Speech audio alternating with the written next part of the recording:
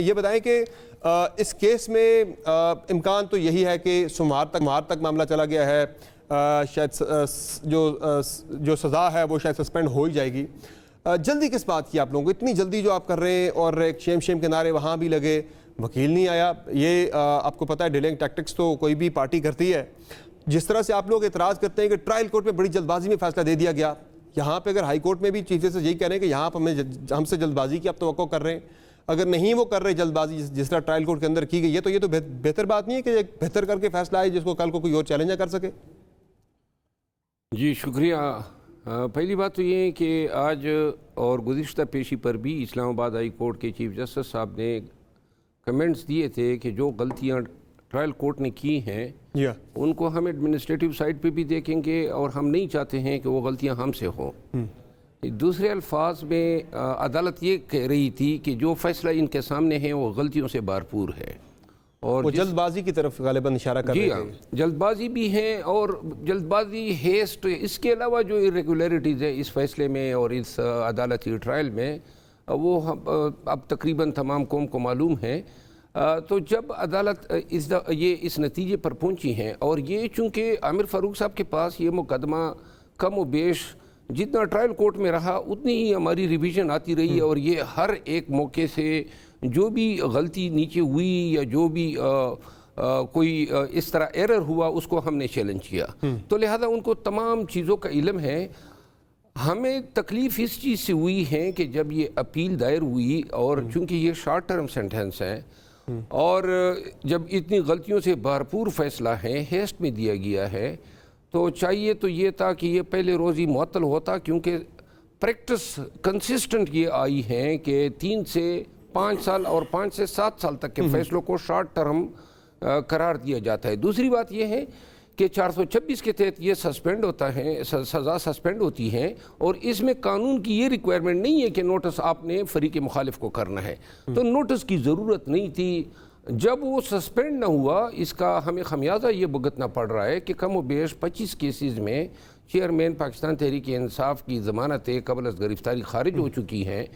Cipher का नया case register हो चुका है और इन केसेस में अब उनकी गिरफ्तारियां शुरू हैं, यानी कि हमें उन तमाम प्रोसेस से अब असरनो गुजरना होगा। उनकी रिमांड के बाद उनकी ज़मानतों की दरख्वास्तें। सही, यानी कि जो आप हेस्ट की बात कर रहे हैं, अगर नीचे ट्रायल कोर्ट में हेस्ट हुआ है वही अगर उसको अवॉइड करना चाह रही है हाई कोर्ट, तो अच्छी बात है कि अगर वहाँ हेस्ट बुरा था, हेस्ट यानी जल्दबाजी यहाँ पे भी बुरी है। और वैसे भी आपके आपके पार्टी चेयरमैन तो बड़ी इस्तकामत के साथ, बड़ी दिलेरी के साथ जेल काट रहे हैं। चलो सोमवार तक मामला चला। ट्रायल कोर्ट की गलतियों की सज़ा हम क्यों भुगते?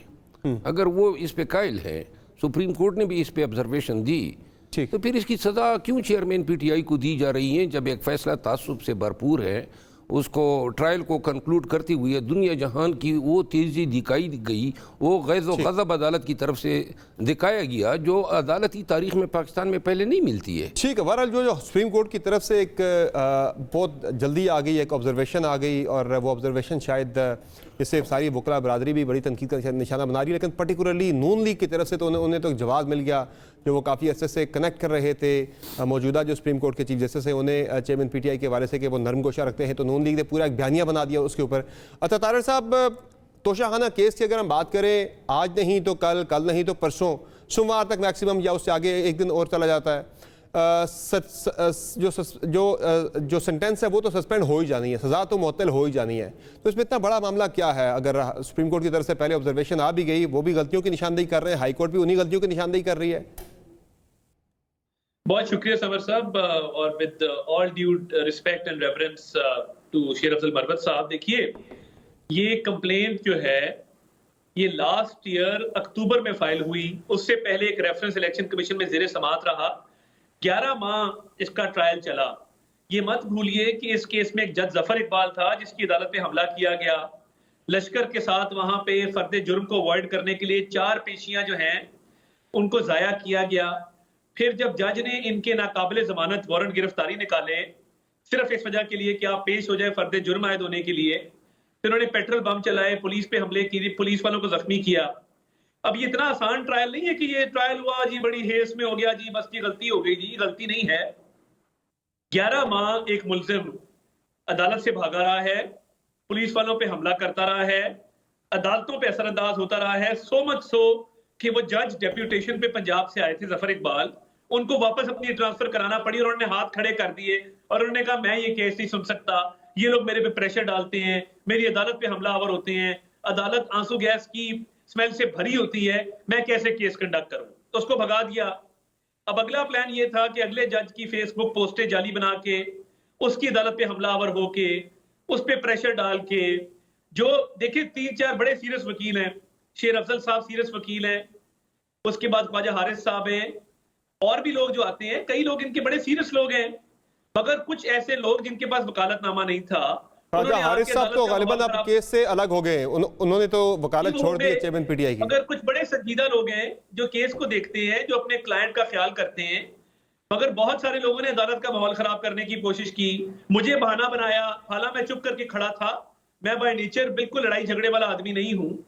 और देखिए आगे चले, अब सुप्रीम कोर्ट जब इंटरफेरेंस करती है, आपकी अपील हाई कोर्ट में चल रही है, सजा मुअत्तली की दरखास्त चल रही है, supreme court out of turn एक इनफेक्चुअस एप्लीकेशन को लगाती है, इनफेक्चुअस एप्लीकेशन को लगा के, अब देखिए रूल ऑफ लॉ तो अच्छी बात है, rule of mother in law बुरी बात है।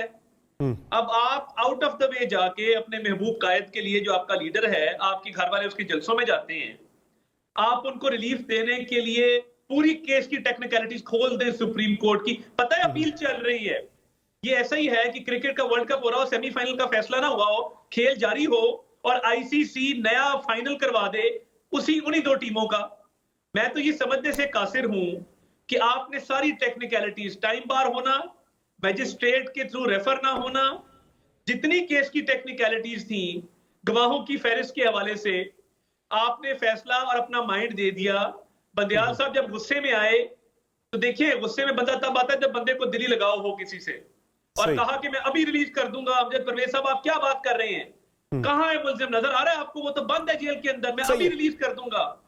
अमजद साहब ने सिर्फ इतना कहा था कि जो मुल्जिम है वो रेमेडी लेस नहीं है, यानी उसकी दाद रसी भी मुमकिन है। हाई कोर्ट में अपील चल रही है, appeal is continuation of trial, her lawyer को ये बात पता होती है। मगर मज़ाहिर अली अकबर नकवी साहब का माजी, उनका प्लॉट, उनका रेफरेंस, वो तो चले, अब मामला जब आएगा सुप्रीम कोर्ट ऑफ पाकिस्तान के अंदर तो वो देखा जाएगा। लेकिन जाहिर है जो गलतियों की निशानदेही है वो हाई कोर्ट भी कर रही है, सुप्रीम कोर्ट ऑफ पाकिस्तान भी कर रही है। मामलात काफ़ी सारे वो कह रहे हैं कि इसमें टेक्निकल एरर्स तो काफ़ी सारे केस के अंदर मौजूद हैं। अब अत्तार साहब मुझे सिर्फ ये बता दें कि इस मामले के अंदर वो पीटीआई वाले फिर भी कह रहे हैं, वो कह रहे चले अच्छी बुरी जैसी भी है, हमारा लीडर तो जेल काट रहा है, कह रहे आपके लीडर जो है वो पाकिस्तान आने का नाम नहीं ले रहे, पाकिस्तान के अंदर इंतखाबात का विकल्प बच चुका है, केयर टेकर सेटअप आ चुका है, वो पाकिस्तान आने की उनकी सितंबर का, शहबाज शरीफ साहब जब वज़ीर-ए-आज़म थे खुद उन्होंने कहा था कि सितंबर में आ जाएंगे। अब वो मामला मिड अक्टूबर तक चला गया, यानी कि आप लोगों को भी जो मशवरा दिया गया वहाँ पे कि मियाँ साहब को फिलहाल ना आए आप पाकिस्तान, तो वो तो सजा नहीं काट रहे, वो तो बैठे वहाँ पे और आ भी इसीलिए नहीं रहे कि यहाँ पे जब तक मामलात बिल्कुल जीरो रिस्क नहीं होता तब तक वापस नहीं आएंगे।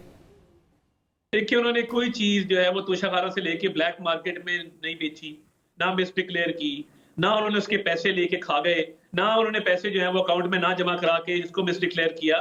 उन पे कामे का केस था, एवन फील्ड में मरियम नवाज शरीफ साहबा बरी हो चुकी, हम तो कोर्ट का सामना कर रहे हैं, हमने 4 साल न्याजी दौर में भी किया है, आइंदा भी करेंगे, अपीलें भी दायर करेंगे कि कोर्ट का सामना हमने करना है, बिल्कुल करना है, वापस आके भी करना है, और वो वापसी की तारीख का भी ऐलान हो जाएगा। मैं नहीं समझता कि इसमें कोई बहुत ज्यादा ताखीर होगी।